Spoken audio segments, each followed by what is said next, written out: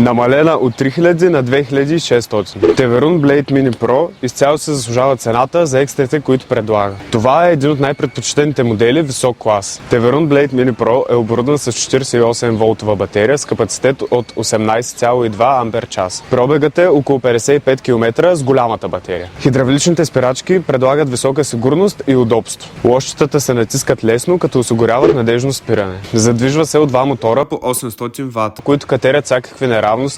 Окачването вози комфортно и стабилно, като е защитено от прах и кал с пластмасов предпазител. Широк и удобен, декът на Теверун Blade Mini Pro е подходящ за хора с по-големи стъпала. Декът е с вградени LED светлини и завършва с красиво повдигната задна част, която го издължава. Blade Mini Pro има ярък и голям TFT дисплей, който показва важна информация като скорост, пробег и оставащо ниво на батерията. Теверун са помислили и за нашата сигурност по време на каране. Вляво на кормилото се намират бутоните за светлините, мигачите и клаксона. Дизайнът на Теверун Blade Mini Pro е съвременен и стилен, с двойни LED светлини и кормилна тръба с вградена LED лента, което ни позволява да сме видими и през нощта. Сгъването е бързо и удобно, което позволява лесно пренасене и съхранение. Тази тротинетка е перфектно съчетание от мощност, практичност, удобство и сигурност. И само сега, до края на месец юни, може да откриете Теверун Blade Mini Pro на специална цена в магазините на eRider и дистрибуторската мрежа.